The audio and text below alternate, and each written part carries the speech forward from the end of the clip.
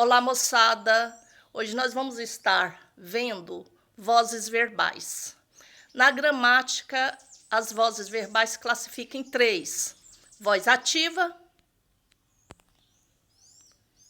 voz passiva e voz reflexiva, certo? Então, nós vamos ver cada uma delas e como que ela acontece na prática através dos exemplos. A voz ativa, como o nome mesmo já diz, o sujeito pratica a ação do verbo, certo?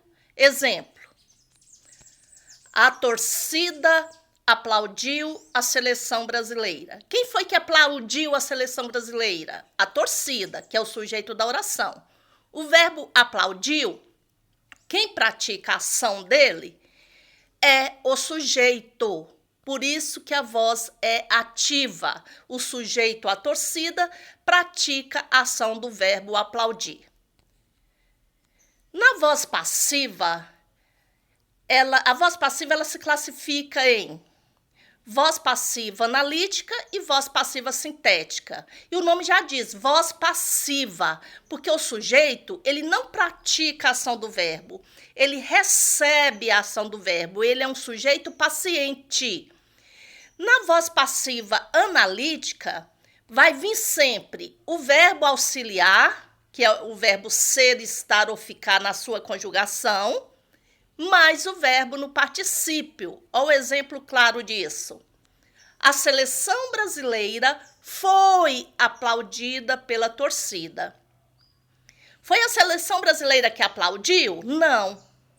Ela foi aplaudida pela torcida, que é o agente da passiva, pela torcida. A seleção brasileira é o sujeito da oração. Ela sofre a ação, ela não pratica a ação, por isso que ela é voz passiva.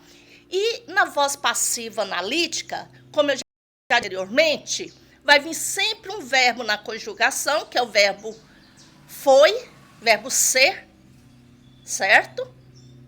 E um verbo no particípio, aplaudida, com a terminação ida, certo? Que é o verbo no particípio. Na voz passiva também tem a voz passiva sintética, onde existe o verbo indicador da ação junto com o pronome apassivador. Vamos ver como isso acontece. Pintam-se casas. Tá vendo? Pintam-se casas. Verbo na conjugação, mais o pronome apassivador se.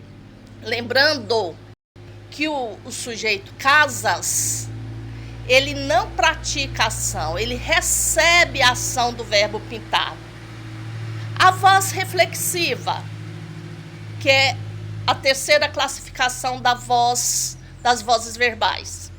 A voz reflexiva, como o nome já diz, o sujeito, além de praticar a ação, ele também recebe a ação do verbo.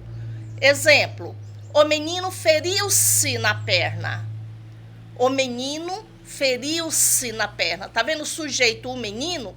Além de praticar a ação de ferir-se, ele recebe a ação, porque ele foi ferido, certo? Então, nesse caso da voz reflexiva, o sujeito ele pratica e recebe a ação ao mesmo tempo. Beleza?